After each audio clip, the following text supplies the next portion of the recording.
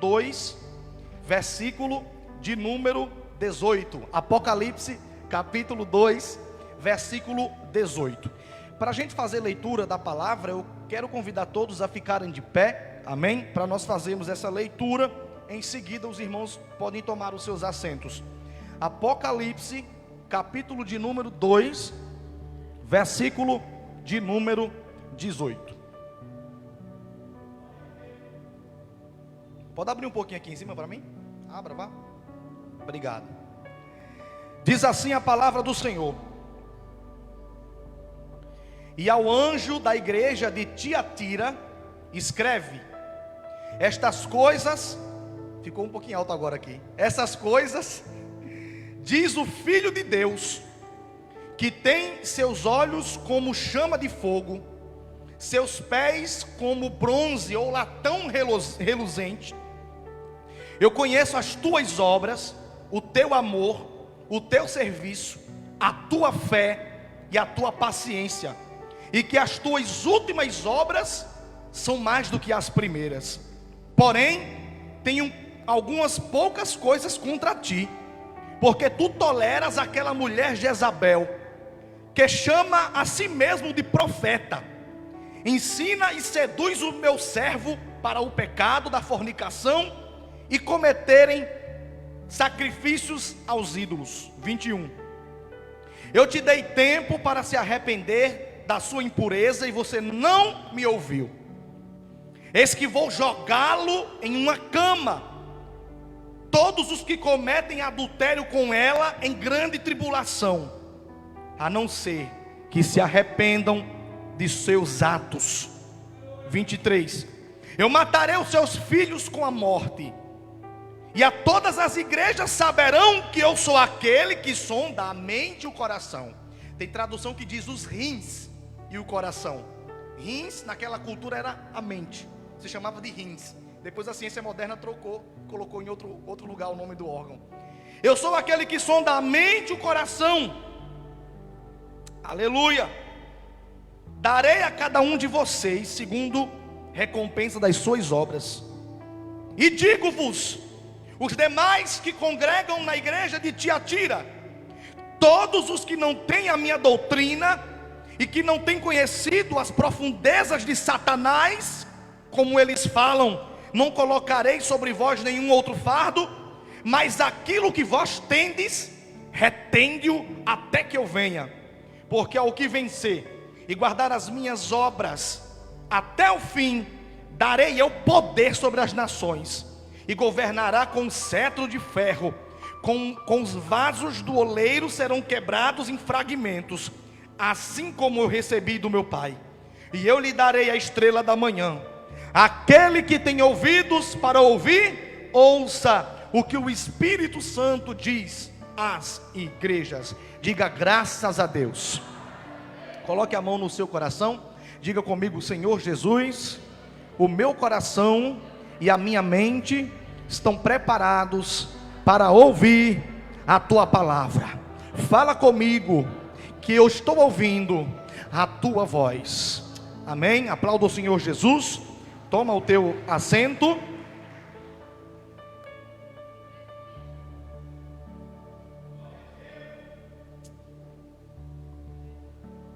Bom, quando a gente começa a ler o livro de Apocalipse, a gente vai ver que o primeiro recado do livro de Apocalipse é cartas que Jesus manda o seu último apóstolo, chamado João, escrever aos pastores das igrejas.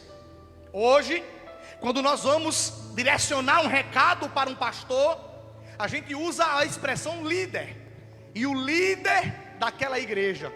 Mas naquela época, chamava-se de anjo. Esse anjo descrito em Apocalipse não é um anjo do céu, é um líder de uma igreja, porque todo líder de uma igreja naquela época também era chamado de anjo. Então a Bíblia começa, o livro de Apocalipse inicia com 7 cartas para os 7 anjos das 7 igrejas da Ásia Menor. E quem eram os 7 anjos? Os 7 líderes, os 7 pastores daquelas igrejas. Nós vamos ver, se você continuar na leitura e começar do versículo 1, que a carta escrita para a igreja de Éfeso era uma igreja que andava no piloto automático. Eles estavam fazendo as coisas certas, mas eles vão porque o que eles faziam não eram motivados pelo amor, mas pelo reconhecimento. Se você ler a carta, ainda no capítulo 2, do versículo 12 em diante, a igreja, versículo 8, na igreja de Esmirna, você vai ver que Esmirna, o povo de Esmirna, a igreja e a liderança foi elogiada e encorajada a continuar de pé, porque sofriam uma grande perseguição. E a carta é escrita para dizer que eles não devem desistir. Depois é escrito, versículo de número 12, a igreja de Pérgamo. E a igreja de Pérgamo era uma igreja muito política.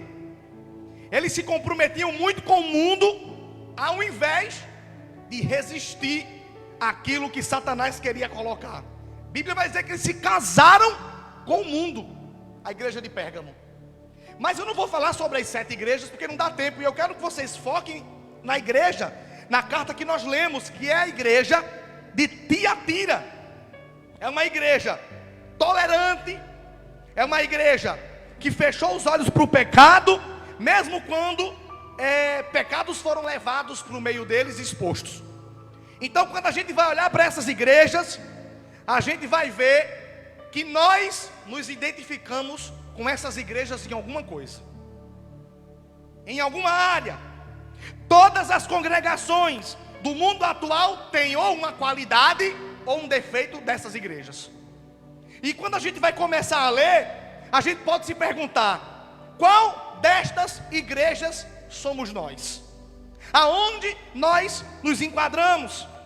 Porque observe o que Jesus vai falar para esse povo e para esses pastores e para essas igrejas, e você vai perceber que tem alguma coisa aqui ou ali, que alguma igreja aqui ou ali se identifica. Então, ao observarmos essas igrejas, a gente também tem que prestar atenção ao que o Senhor vai dizer para cada uma delas. Há uma ordem. Jesus aponta a qualidade e o elogio, Jesus aponta o defeito, mas Jesus também diz como que tem que ser resolvido. E a carta que nós lemos aqui, o texto que nós lemos, a mensagem de Jesus para a igreja de Tiatira, se você olhar, é a mais longa de todas as 7 cartas, e aqui contém a mensagem mais dura. É aqui que contém a palavra mais dura. Jesus, irmão, não é politicamente correto. Jesus, ele é direto e ele é duro e severo quando precisa.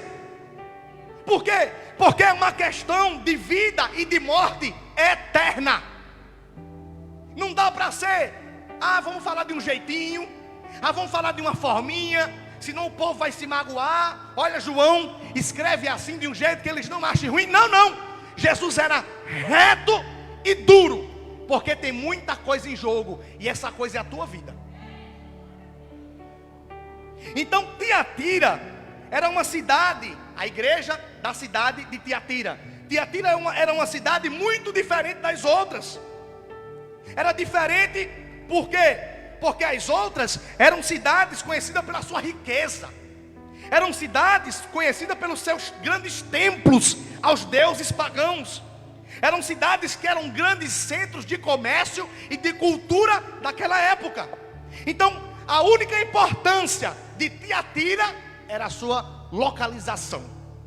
Tiatira ficava localizada justamente em 2 vales fluviais, que era o grande rio de Caicos e o grande rio Hermes. Tiatira ficava no meio. Tiatira também ficava entre as 2 principais rodovias daquela época, a rodovia de Pérgamo e de Laodiceia. Tiatira ficava no meio. Tiatira foi construída pelos macedônios no ano 290 antes de Jesus vir. 290 anos antes. E Tiatira servia como base avançada de treinamento para Pérgamo. Era uma cidade que, se nós fôssemos trazer para os tempos de hoje, do interior, uma Maria da vida, do interior, que fica entre Sapé, que tem um monte de coisa em Guarabira. Quem está ali no meio? Mari. Traduzindo, Tiatira. Lá em Tiatira havia muita presença militar, porque as bases militares ficavam lá justamente por ser uma cidade pequena e não ter que chamar muita atenção no território inimigo. Então era uma cidade estrategicamente localizada e sofreu significativa destruição e reconstrução. Destruição e reconstrução, porque quando havia invasão, quem é que ia para a guerra? Tiatira. Era a primeira da frente, era a primeira que se posicionava, devido à sua posição estratégica. Tiatira tinha 2 templos. Templos são grandes edifícios homenageando deuses. Tiatira tinha 2 templos, mas os templos de Tiatira não eram tão grandes como os das outras cidades. Eram templos consideravelmente grandes, mas não chegava na metade da capacidade que as outras cidades possuíam. E esse templo que estava, esses 2 templos que estavam em Tiatira, era o templo do deus Apolo. E o deus Apolo, na mitologia greco-romana, cidade onde Tiatira estava localizada, era o deus filho de Zeus. Era o deus filho de Zeus, o deus filho. Então eles tinham 2 templos para o deus filho, chamado Apolo. Vai entendendo a lógica da carta para Tiatira. Então havia outros templos e outros deuses lá, mas Apolo, o filho de Deus, considerado por eles, pelos gregos e romanos, estava ali, localizado em Tiatira. O nome do santuário era Santuário de Sambate, santuário de adoração a esse Deus. Tiatira era uma cidade dominada por sindicatos. Olha, o sindicato, não vou falar que é para não dar polêmica, mas era uma cidade dominada por sindicatos. Os arqueólogos descobriram várias inscrições antigas, achadas nos tempos de hoje, várias guildas, que mostravam que os sindicalistas operavam aquela cidade e dominavam ali. Era ali que haviam os padeiros, os oleiros, os curtidores. Não é de curtir no Instagram não, né? Curtidor é quem costura. Os curtidores ou costureiros, os trabalhadores de couro, sapateiro, ferreiro, trabalhador de lã, trabalhadores de linho, tintureiros. E o mais importante é que Tiatira era uma cidade que sabia mexer com tecido. E Tiatira era o grande comércio dos tecidos e lã. Então veja, a sua localização dava a Tiatira um poder sobre muitas matérias-primas para a confecção de roupa e de outras coisas derivadas disso, de pano. Tiatira era famosa porque produzia um corante roxo, cor de escarlate, que nenhuma outra cidade possuía na época. E a Bíblia vai dizer que Paulo, o apóstolo, trabalhava costurando tendas. Se Paulo costurava tendas, onde é que ele comprou isso? Em Tiatira. Só Tiatira tinha o material necessário para produzir tendas naquela ocasião. Diz também em Atos 16 que Lídia, uma serva do Senhor, ela era vendedora de púrpura em Tiatira. Vendia púrpura em Tiatira. E essa tinta chamada de púrpura, arroxicada, de cor de escarlate, aquele vermelho bem vivo, ela custava quase um salário mínimo naquela época, trazendo para os tempos de hoje. Então veja que era uma cidade muito pequena, mas que chamava muita atenção por possuir qualidades que nenhuma outra tinha. Então olha que interessante, a maneira que Jesus se identifica com cada igreja é diferente. Olha o que diz o verso de número 18, que nós lemos: e ao anjo da igreja de Tiatira diga estas coisas, diz o Filho de Deus, o que tem olhos como de fogo e pés como bronze polido. Jesus começa a carta à igreja de Tiatira dizendo que quem é o Filho de Deus é Ele, e não Apolo. Deixando claro para a liderança de Tiatira, de quem é o verdadeiro Filho de Deus, digno de ser adorado, é Ele. Escreve aí para aquela igreja, que o Filho de Deus sou eu e não Apolo. Ele chama a si mesmo de Filho de Deus. Irmão, essa é a única vez no livro de Apocalipse que esse título é usado. Em mais nenhum outro lugar Jesus se apresenta como Filho de Deus em Apocalipse. Mas ele faz questão de lembrar a igreja de Tiatira que para ser adorado como Filho de Deus tem que ser ao nome de Jesus. Aleluia. Então, se você ler o capítulo 1, versículo 13, a carta de Apocalipse, ele começa a se chamar de Filho do Homem. Jesus refere a si mesmo como Filho do Homem, enfatizando a sua empatia com a humanidade. E o Filho de Deus enfatiza dois pontos significativos. Aqueles em Tiatira adoravam um filho de um Deus falso, mas Jesus é o verdadeiro Filho do Deus Todo-Poderoso. E segundo, se Jesus é Deus como o Pai é Deus, então Ele é soberano para falar e todo mundo deve obedecê-lo. Jesus não é um Deus menor, Jesus não é um ser menor, Jesus não é, como diz os testemunhos de Jeová e os adventistas, um anjo. Jesus não é, como dizem, aleluia, algumas pessoas, um espírito iluminado. Não, quem é Jesus? Jesus é o Filho do Deus Todo-Poderoso. Jesus também é Deus e somente Ele pode ser adorado. Olha o recado para Tiatira: só Jesus pode ser adorado. Fala para esse crente que está do outro lado e diga para ele: se você dobrar os seus joelhos e se você pedir a qualquer coisa, a qualquer santo ou a qualquer Deus, aquele que tem a chave da morte prestará contas contigo, porque ele não divide a adoração que é dele com ninguém. Então, o primeiro recado à igreja de Tiatira: o Filho de Deus sou eu. O Filho de Deus sou eu.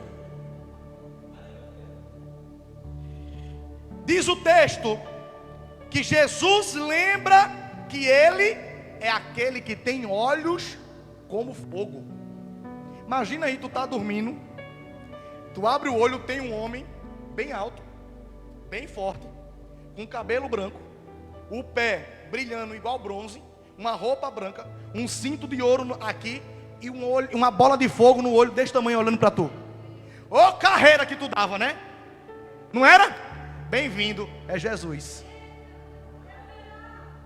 A aparência de Jesus é essa no céu. Se fosse hoje a gente dizia: é o Satanás. Jesus dizia: não, filho, é eu. É porque tu não tem intimidade comigo, tu não lê a minha palavra, é por isso que tu confunde Jesus com o diabo com Jesus. Jesus às vezes está chamando a gente de madrugada. Jesus está falando com o crente aqui, e pelo crente ser relaxado, não gosta de ler a palavra, não gosta de orar, não consegue discernir quem é Deus e quem não é. Ei crente, Jesus é quem está tentando falar contigo. Olha o que diz o texto: Ele é aquele que tem os olhos como chama de fogo. Chamas de fogo. Naquela época, essa expressão de chama de fogo significa que é os olhos que tudo vê. Tudo vê. Jesus não só sabe o que eles estão fazendo, Jesus sabe o porquê que estão fazendo. Porque eu posso aqui agora olhar ele tocando, mas eu não sei. Eu olho o que está fora, eu não olho o que está dentro. Quando a Bíblia diz que os olhos são como chamas de fogo, Ele está dizendo: eu vejo o que eles fazem e eu vejo o porquê eles fazem. Tu está entendendo isso aqui? É por isso que Jesus é maravilhoso, porque Ele sabe a motivação do coração de alguém que está até tramando alguma coisa para você. Ele sabe, Ele não só vê a atitude, Ele vê também o que está dentro da pessoa. Ele sabe o porquê. E quando Jesus lidava com as pessoas, Lucas 5:22 vai dizer que Jesus lia o pensamento e o coração das pessoas. Quando Jesus julga, Ele julga completamente com justiça. Por quê, pastor? Porque Ele sabe de tudo o que acontece. 1 Coríntios capítulo 4 versículo 5, a Bíblia diz assim: portanto, nada julgueis antes do tempo, até que venha o Senhor, o qual não trará à luz as coisas ocultas das trevas, mas também manifestará os desígnios da mente e do coração, e cada um receberá de Deus o devido louvor. Escuta isso aqui: o mal tenta se esconder, gente errada tenta esconder, Satanás tenta esconder em lugares escuros, em lugares ocultos, para ninguém saber, para ninguém ver, mas Deus vê tudo. Salmo 139 verso 12 diz assim: nem ainda as trevas são escuras para ti, mas a noite resplandece como o dia, e as trevas são luz para ti. Aleluia. Sabe o que é que Deus está falando nessa noite? Alguém está tentando esconder debaixo do tapete, alguém está tentando colocar no escuro, apagando todas as luzes, mas aquele que tem olhos como chama de fogo, Ele sabe o que está por trás de todas as coisas. Não adianta se esconder. Ele viu, Ele sabe, e Ele vai se levantar para dar conta de tudo. Não vai passar batido. Bate quem está do seu lado e diga para essa pessoa: tudo que fizeram escondido será colocado às claras, porque Deus não deixa passar batido nada na sua presença. No culto passado eu preguei sobre o que é a verdade, né? Aleluia, aleluia, aleluia.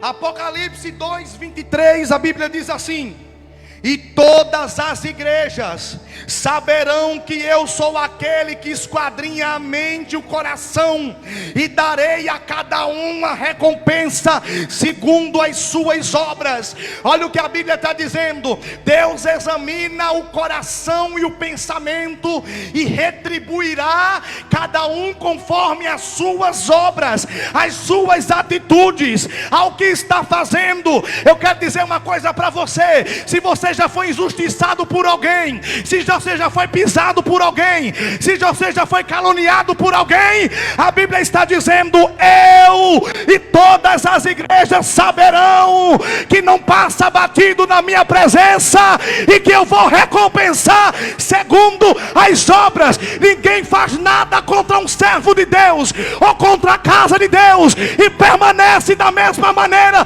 Deus haverá de se levantar com justiça sobre a terra para justificar o seu povo. Grande, grande. E a Bíblia vai dizer assim: e os seus pés eram polidos como bronze e latão reluzente. Pé na Bíblia está associado à força e a poder. Quando a Bíblia diz que os pés dele eram como latão reluzente, é porque na cultura dos romanos, somente o principal general é quem possuía um calçado como latão, e somente ele tinha liberdade para sair de uma província e ir para outra província sem pedir autorização. Quando a Bíblia diz que Jesus tem os seus pés como um latão reluzente, a Bíblia está dizendo: aquele que vê tudo com o olho de fogo, aquele que sabe tudo com o olho de fogo, é aquele que não precisa pedir permissão a ninguém para entrar onde ele quiser entrar, para fazer onde ele quiser fazer. Aleluia, levante a sua mão que eu vou profetizar. Tem lugares que você não pode entrar e que estão acabando com a tua vida, estão querendo destruir a tua família, estão querendo destruir o teu ministério. Mas nessa noite Jesus está dizendo para alguém: eu entro onde você não entra, eu piso onde você não piso, eu faço onde você não faço, eu vejo o que você não vê. E nessa noite Ele está falando com alguém aqui: eu vou entrar com guerra, porque sou general, ninguém passa batido na minha presença. Fala para esse cliente que está do outro lado, diga assim: tu não entra lá não. Diga para ele, diga assim: se tu entrar, é capaz de tu sair morto, mas o Jesus que tem sapato de latão, Ele entra, Ele faz e não precisa pedir autorização.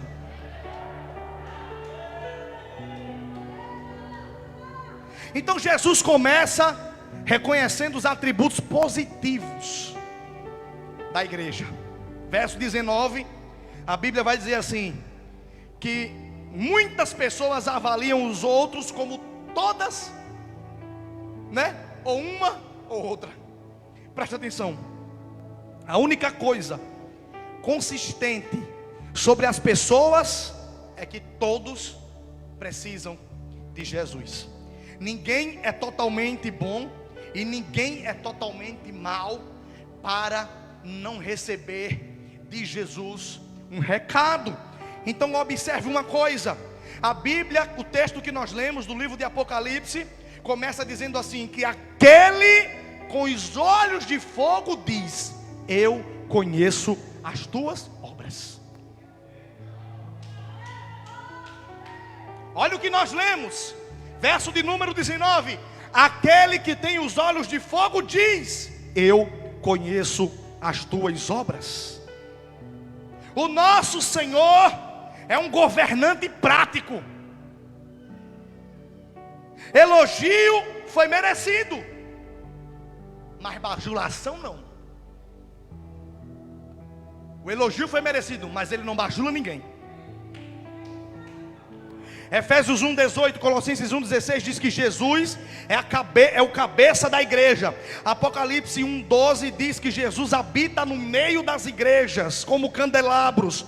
Aleluia! E Jesus está ciente do desempenho, da função, do cargo de cada um dos seus servos. Você, eu e todos. Preste atenção. Apocalipse 2:13, a Bíblia vai dizer que Ele está ciente de que Antipas permaneceu fiel enquanto torturado até a morte. Ele está ciente de que cada vez que você supera as artimanhas do diabo, as coisas que o inimigo levanta contra você, a Bíblia diz que Ele está ciente de como a igreja serve, seja bom ou seja ruim. Podemos dar a desculpa que for, que satisfaçam até as outras pessoas, mas Jesus conhece o nosso pensamento e o nosso coração, então não tem como se esconder. Aquele que tem olho de fogo olha para a igreja e diz: eu conheço as tuas obras. Pode enganar quem quiser enganar, pode iludir quem quiser iludir, pode dar a desculpa que quiser dar, mas eu sei muito bem quem você é e o que anda fazendo por aí. Eu sei. Jesus disse: eu sei. O líder do louvor não sabe, mas eu sei.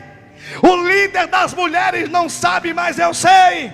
O líder dos jovens não sabe, mas eu sei. O líder dos obreiros não sabe, mas eu sei. O pastor, o anjo da igreja não sabe, mas eu sei.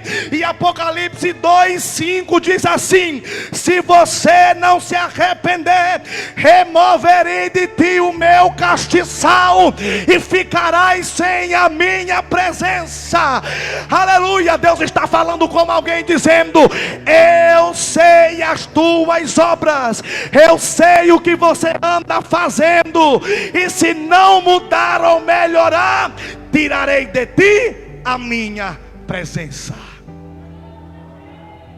Eu sei. Aleluia. E aí o texto vai dizer que Jesus faz 6 elogios a essa igreja. 6. Olha o que diz o texto. Aleluia. Ações. Eu conheço as tuas obras, e o que tu fazes é bom. As tuas ações estavam procurando fazer o que é certo e fazer direito. Segundo elogio, o amor. A Bíblia vai dizer que eles tinham amor pelo que eles faziam. Versículo 19, tá? Pelo que eles faziam, a caridade. Ao contrário da igreja de Éfeso, Tiatira fazia as coisas com amor. Eles gostavam de trabalhar para Deus. Olha o outro elogio, a tua fé. Jesus vai dizer: olha, eu gosto da fé que vocês têm. Quarto elogio, o teu serviço. Eu gosto porque vocês trabalham, vocês vão para a luta. Vocês vão ali, ó, estão ali fazendo direito, fazendo rápido. Quinto elogio, a tua perseverança. Eles serviam de forma consistente. Seja situação ruim, seja situação boa, o povo estava ali. Sexto elogio, e o crescimento. Todas as coisas vivas crescem e depois morrem, não é? Se sua fé está crescendo, então os teus atos têm que ser mais santos. E a Bíblia vai dizer, e o teu crescimento, vai elogiar o desempenho daquela igreja. 6 elogios. Aí depois de assegurar-lhes, né, que conheciam os seus pontos positivos, Jesus agora vai dizer quais são os problemas daquela igreja. Quais são os problemas? É o que eu disse, tem lado ruim e tem um lado bom. Ele mostra o lado bom daquela igreja, mas agora ele mostra os problemas. Olha o versículo de número 20. É uma coisa desamorosa não corrigir o que custará uma alma. Vocês viram, né? O ponto positivo. Versículo de número 19. Conheço as tuas obras, teu amor, teu serviço, tua fé, tua paciência, e que as tuas últimas obras são maiores do que as primeiras. Elogio. Aí no verso 20 vem o carão na igreja. No verso 20, Jesus fará o que ele ordena que seus servos façam. Faça. Gálatas capítulo 6, versículo 1, a Bíblia diz assim: irmãos, se alguém chegar a ser surpreendido em pecado, vós que sois espirituais, corrija-o com espírito de mansidão, e olhar por ti mesmo, para que tu também não seja tentado. Nós estamos aqui para corrigir os que estão se desviando para o caminho errado. Mateus 18,15 diz que quando um irmão peca, devemos ir a ele e o advertir do seu pecado. Entende isso? A disciplina da igreja para quem faz o que é errado não é uma opção, é uma ordem de Deus. Corrigir e chamar a atenção do povo não é uma opção minha, é uma ordem de Deus. Não temos a opção de tolerar o erro e nem o pecado de ninguém. Todo que pecar tem que ser corrigido. Aqueles que ensinam errado tem que ser rejeitado. Irmão, o que tu está ensinando aí está errado, tem que ser rejeitado. Entende isso? Gálatas 1,8, a Bíblia diz assim: ainda que nós mesmo, ou ainda que um anjo do céu pregue um evangelho que não esteja de acordo com a palavra, seja ele amaldiçoado. 2 João 10:10 diz: se alguém vier ter convosco e não trazer o nosso ensino, não receba nem na sua casa, e nem tampouco fale com ele. Conhece alguém que pega a Bíblia, ensina tudo errado, para trazer discórdia, para trazer briga, para trazer contenda? Não receba na sua casa, e nem com ele passe. Quando vê na rua, vira a cara para o outro lado, que ele é perigoso e pode afundar você. Isso que eu acabei de falar está em 2 João 1,10. O pecado, irmão, ele se espalha pela igreja como uma doença contagiosa.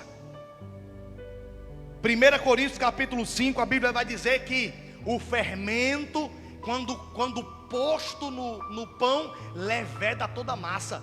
Quando o fermento encosta na massa do pão, ele sai, se misturando na massa todinha. Assim também é o pecado. O apóstolo Paulo disse: assim também é o pecado. Se pingar o pecado aqui, ele contamina um bocado. Então qual é a grande crítica que Jesus faz a essa igreja? Alguns dos irmãos não estavam fazendo os pecados, né? Mas estava tolerando. Estava tolerando.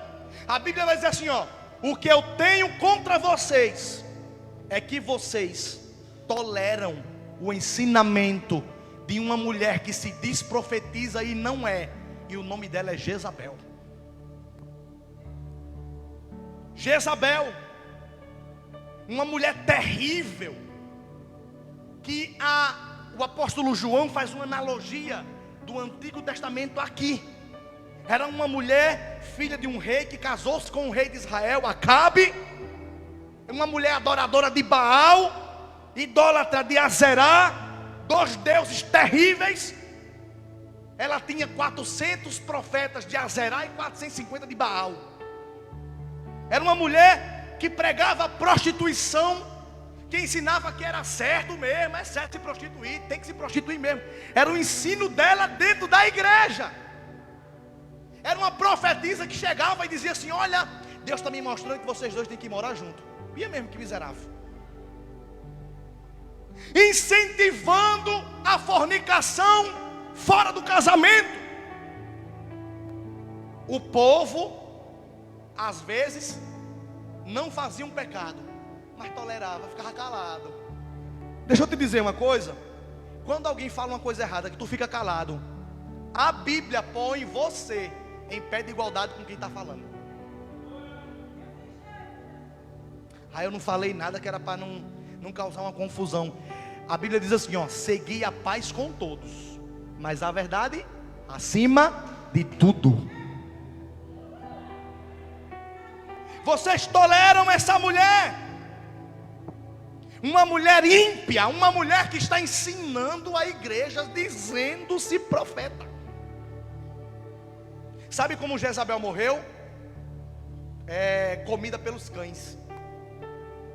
Que naquela época era o pior tipo de morte, a morte mais humilhante que havia. Então Jezabel é uma palavra que traz consigo todo tipo de coisa ruim.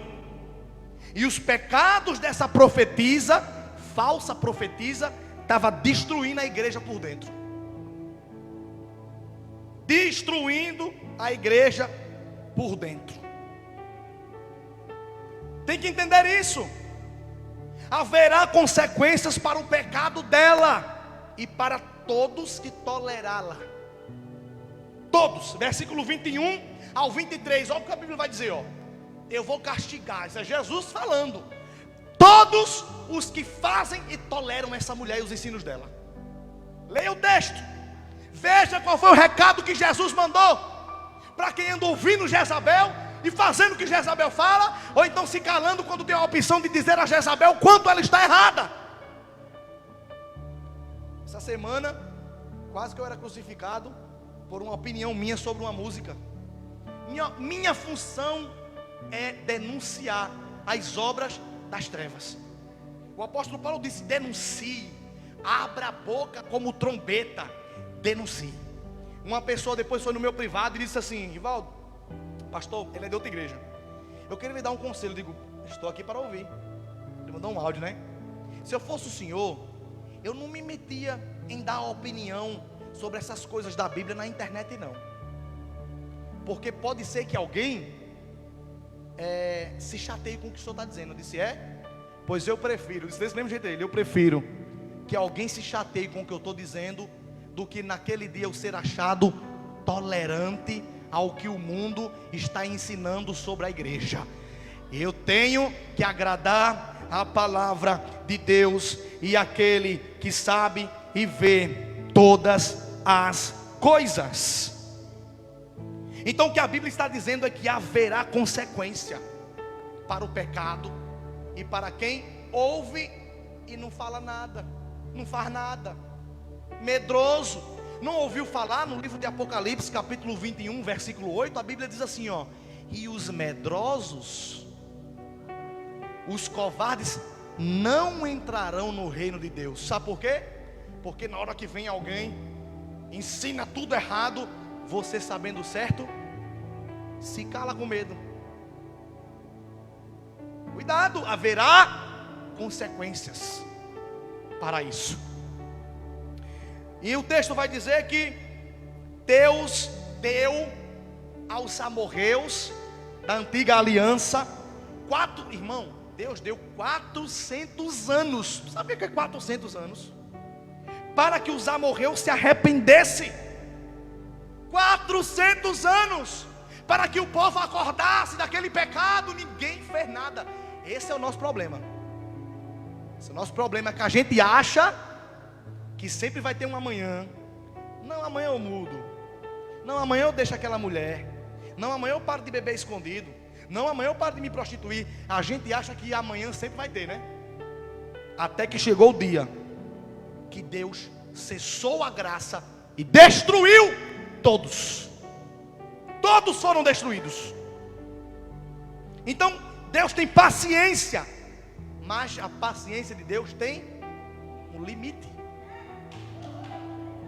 2 Pedro 2,9 diz que Deus age com longanimidade, ou seja, uma paciência grande, mas no tempo certo julgará. Julgará. Então o juízo de Deus destruirá essa mulher e aqueles que toleram ela. Salmo 7,11, a Bíblia diz: Deus se indigna com os ímpios todos os dias. Todos os dias. Deus está lá do céu. São infeliz que não muda. De novo esse pecado, ele. Você é um miserável. De novo essa mesma coisa. Todos os dias Deus se indigna no céu. Ah, se não fosse o sacrifício de Jesus, já tinha morrido, se acabado tudo. Tudo. Então, olha que interessante o que o texto vai dizer, e eu já corro para o final. Que ela será destruída pela doença, mas de uma forma que todos saberão que foi Deus que fez isso. Vamos ler o texto? Verso de número, Apocalipse capítulo 2, verso de número 21, diz assim: eu dei tempo para se arrepender da sua fornicação e não se arrependeram. Verso 22: eis que eu vou jogá-la em um leito, em uma cama. Aleluia. Ela e aqueles que cometem adultério com ela, em grande tribulação, se não se arrependerem dos seus atos. Matarei os filhos deles com morte, e todas as igrejas saberão que eu, quem fiz isso, o Senhor. Então olha o castigo de Deus. Ai, Jesus é tão bonzinho, irmão. Jesus é um amor, né? Fica no erro que tu vai ver o amor. O mesmo Jesus que morreu na cruz e disse ao Pai: não, Senhor, perdoa os pecados, eles não sabem os que fazem. Foi o mesminho que criou o inferno. Olha que coincidência. Quem criou o inferno não foi o diabo não, foi Jesus. Está lá escrito em João capítulo 1, versículo 1, 2 e 3. O inferno, inclusive, foi Jesus. Nem foi o Pai, nem foi o Espírito Santo. Foi Jesus quem fez o inferno. Ele quem criou pelo poder da sua palavra. Será destruído pela doença. Você quer uma coisa pior do que você chegar numa certa idade e Deus botar você em cima de uma cama e tu passar a tua vida toda em cima de uma cama sofrendo? Não, pastor, não quero não, é? Vai dizer a Deus que tu não quer. A Bíblia diz: operando Deus, quem impedirá? E quando Deus botar alguém em cima de uma cama, Ele vai fazer questão de que as igrejas saibam que foi Ele quem botou. O recado está aqui. Porque a gente acha, né, que vai trair a nossa esposa e não vai dar em nada. Aí eu vou pedir perdão e pronto. A gente acha que vai beber, que vai farrar, que vai se prostituir e não vai dar em nada. Lembra do ladrão da cruz, que gostava de roubar os outros? Estava lá Jesus no meio, um na direita e um da esquerda. Aí o que estava na direita disse assim: Senhor, tu és inocente. O da direita: tu és inocente, me perdoa, deixa com que eu entre no teu reino. Jesus disse: está perdoado. Eu te digo que ainda hoje estarás comigo no paraíso. Mas fica aí na cruz, morra aí mesmo. Fica aí com as consequências. As consequências virão. As consequências aqui, ó, nessa carne aqui, ó, vai vir. O perdão de Deus é para a morte eterna e não para o corpo em vida. 1 Coríntios 3,16, a Bíblia diz assim, ó: aquele que em pecado destruir o corpo, começar a pecar com o seu corpo, Deus o destruirá. Porque o corpo de vocês é do Espírito Santo, e Ele é santo. Ele é santo. Ninguém faz nada aqui para não pagar aqui. Porque a Bíblia diz que se nessa carne nós somos castigados pelo Senhor, não seremos condenados no outro mundo. Então não é melhor pagar aqui? Melhor pagar aqui, né? Jesus disse o quê? Se o teu olho te faz pecar, arranca, porque é melhor entrar cego de um olho do que com os dois ir para o inferno. Se a tua mão direita te faz pecar, corta e joga fora, porque é melhor entrar sem a mão no céu do que ir com as duas para o inferno. O que Jesus estava ensinando era: eu castigo. E não tem esse castiguinho de lapadinha não, viu? É castigo para tu levar e aprender só uma vez. Dá glória a Jesus aí.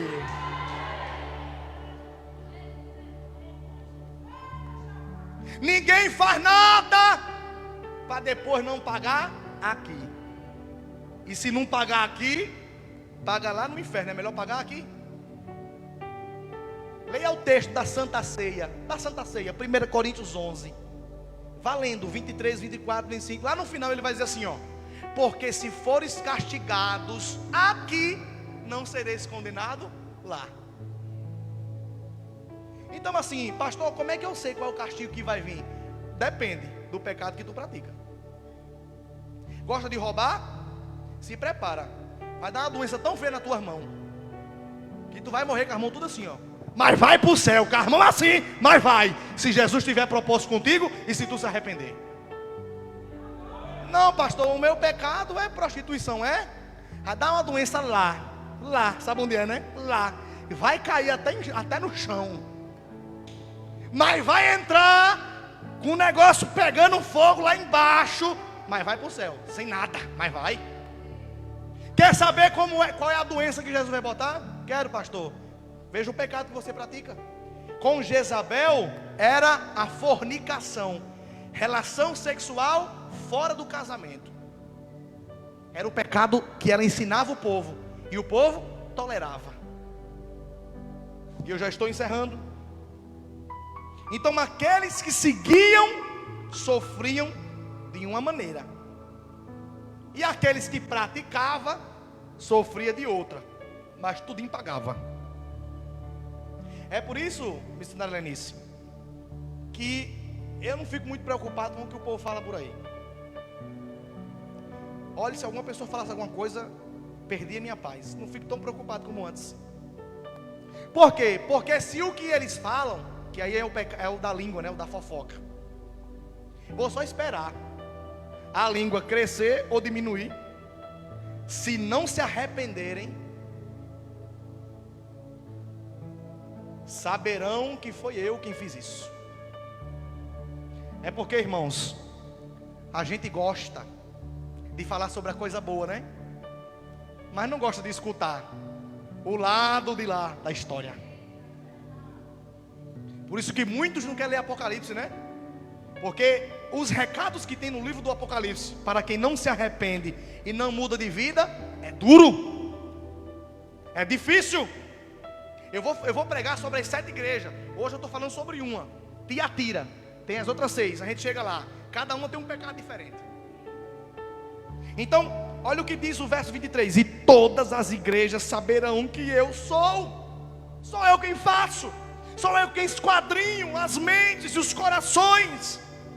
1 Timóteo 5,20, a Bíblia diz: aos que vivem no pecado, repreende-os na presença de todos, para que também os outros tenham temor e cheguem ao arrependimento. Eu concluo dizendo que Deus tem discernimento no castigo.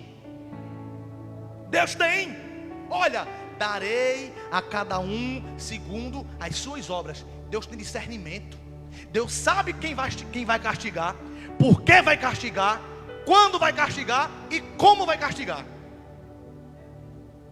Eu estava em casa, quem ia pregar hoje era Vinícius. Eu estava em casa, lembrando de uma outra pessoa que tinha levantado a calúnia contra mim.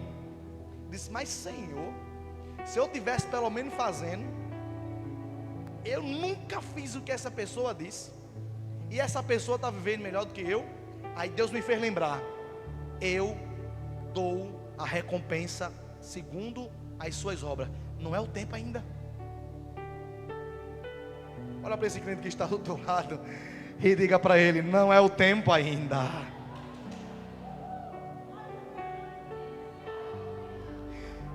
Deus tem discernimento no castigo. Segundo, é porque, irmãos, culto de ensinamento hoje, né? Então, vai segurando aí, se sustenta aí. Segundo, Deus não coloca fardo pesado em ninguém. Olha o que diz o versículo 24. Perdão, olha o que diz o verso de número 24, parte B.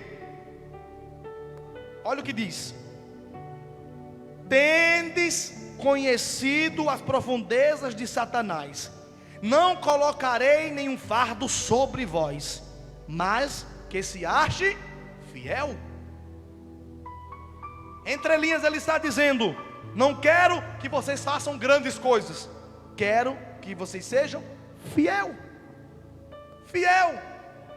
Terceiro, aqueles que são fiéis até o fim recebem recompensa. Pode fazer já o fundo aí, se vocês quiserem, da música. Recompensa. Quem for fiel até o fim, faça da minha, meu Deus do secreto. Recompensa. E não haverá medo das nações. Não haverá. Não tenha medo de falar a verdade para quem precisa. Olha o que o texto vai dizer no verso 26 e versos 27, que nós temos autoridade sobre as nações com cetro de ferro. Então a igreja não pode ter medo de se posicionar e de dizer o que é que a Bíblia está dizendo e defendendo. E por último, Apocalipse, o último versículo, o último verso de número 28, ele vai dizer: darei a vocês a estrela da manhã. Estrela da manhã é um dos títulos do próprio Jesus. Darei a vocês a minha presença. A mensagem de hoje é uma mensagem para uma igreja que está tolerando quem faz o que é errado, que está tolerando quem está no pecado, e quem está ouvindo os falsos ensinamentos da falsa profetisa chamada Jezabel. Fica de pé nessa noite. E Jesus está dizendo: arrepende-se. Pode baixar aqui a luz. Arrepende-se. Nós vamos agora ministrar o louvor. E eu quero convidar você aí onde você está mesmo, aí no seu lugar, a dobrar, encurvar a sua cabeça e a dizer: Senhor, me perdoa. porque estou tendo tempo de deixar o pecado e não estou. Converse com Jesus agora. Peça agora a Ele que tenha misericórdia, porque senão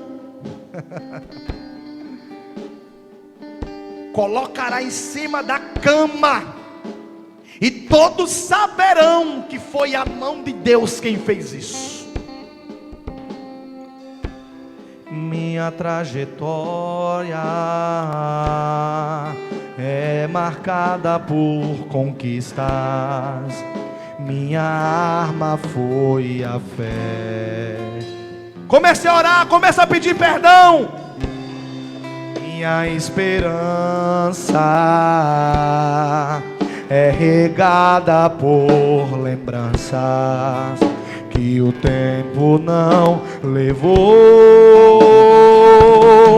mas parece que um furacão me alcançou. Deus, eu não podia imaginar, perdi meu chão. Olha como chora o meu coração.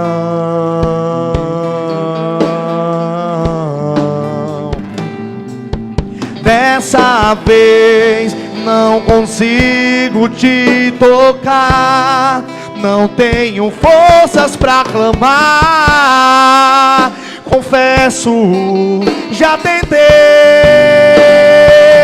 Dessa vez eu entrei no quarto e tranquei a porta.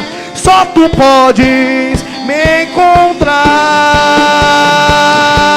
pois tu és o Deus que me vê em oculto. Tu és o Deus que me vê em secreto.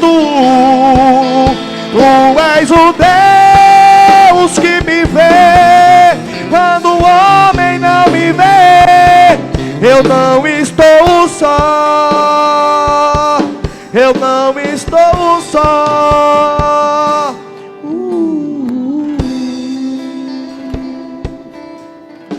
Pai amado e querido, aqui está, Senhor, a tua igreja. Contempla a nossa vida no oculto, contempla a nossa vida no secreto. Tu és aquele que tem os olhos como chama de fogo. Pai amado, tu és longânimo e paciente, e é por isso que nessa noite nós queremos te pedir misericórdia. Tem misericórdia da nossa vida, tem misericórdia das nossas atitudes, tem misericórdia, Senhor, daquilo que nós temos feito que não tem te agradado, porque tu és aquele que castiga, tu és aquele que disciplina, tu és aquele, Senhor, que se levanta com juízo e com justiça. E eu quero te pedir nessa noite, dá mais uma oportunidade, dá mais uma chance, Senhor, para aqueles que tu tens chamado para a tua presença, para aqueles que tu tens chamado para uma vida de santidade, e insiste em permanecer no pecado, na prostituição, e insiste em ouvir os ensinamentos de Jezabel, e tolerando todas as obras do mal. Que o teu Espírito Santo limpe do nosso meio toda Jezabel, todo falso ensino, toda falsa profetisa que se levanta no meio da igreja para ensinar o que é errado, para ensinar o pecado, para tolerar o erro, para tolerar o pecado. Não, Senhor, que o teu Espírito Santo grite no nosso coração, grite na nossa congregação, denuncia, Senhor, o pecado. Tu tens liberdade aqui, tens liberdade em nosso meio para agir e para falar. Eu queria saber nessa noite se tem alguém em nosso meio que ainda não confessou a Jesus, se tem alguém em nosso meio que está afastado, mas hoje quer dar esse passo de fé. Pastor, hoje eu quero aceitar Jesus. Se tiver alguém em nosso meio, É só levantar a mão aí, que um obreiro vai te acompanhar até aqui na frente. Nós vamos orar por você. Tem alguém aí em nosso meio que hoje quer entregar a vida para Jesus? Se tiver, levante a sua mão, nós vamos orar por você. Tem alguém? Tem alguém que quer entregar a vida hoje? Tem alguém que quer confessar a Jesus hoje? É só levantar a sua mão e nós vamos orar por você. Tem alguém? Tem alguém? O recado foi dado. Não tolere os falsos ensinos de ninguém e não permaneça na prostituição, porque senão aquele que tem os olhos de fogo vai botar na cama e todos saberão que foi a mão de Deus. Olha para quem está do seu lado e diga para ele: muda de vida, se arrepende, toma jeito de gente, enquanto tem saúde para glorificar ao Senhor. Tem gente que só presta na prova, viu? Só presta na prova. Mas ele também diz: se você lutou para o que é certo, está fazendo o que é correto, não tenha medo deles. Não tenha medo. A igreja não pode ter medo de ninguém e nem ter medo de perder ninguém. Certo é certo, errado é errado. Ainda que saiam para fora, ainda que abandonem a fé, se foi por causa da palavra, não rejeitaram você, rejeitaram o Deus da palavra. Faça o que é certo, querido. Coloca Jezabel para correr da tua vida. Coloca Jezabel para fora da tua casa. Não tolere quem prega o que é errado. Não tolere igrejas que passam a mão no pecado. Não tolere Jezabel para fora da nossa casa. Para fora. Para fora. Igreja de Tiatira, se não mudar, pastores, se continuarem tolerando, toca no mundo e toca no altar da igreja, ele virá contra ti. Não mora junto, mas não é casado, ele virá contra ti. Está no altar da igreja. Vive na bebida, na prostituição, dando mau testemunho, ensinando na igreja, ele virá contra ti. Quem tolera o pecado, quando o castigo vier, será tocado também por ele. Aleluia. Quantos creem nessa noite que os falsos ensinos de Jezabel não vão permanecer no meio do povo de Deus? Não vão. Aqueles que usam de engano e de falsidade não permanecerão na minha presença. Ainda que doa, que machuque, prega a verdade, fala a verdade, viva a verdade, exorte, chame a atenção, diga que errou, mas não tolerem dentro do grupo, dentro do altar, dentro da igreja, na liderança, que está em prostituição. Não. Ninguém aqui é melhor do que ninguém, mas se quer ficar no altar, se quer fazer a obra de Deus, tem que botar Jezabel para correr para fora. Vamos terminar o culto? Vamos orar para terminar? Pai, no nome de Jesus, pode acender. Obrigado por mais um culto, por mais essa palavra.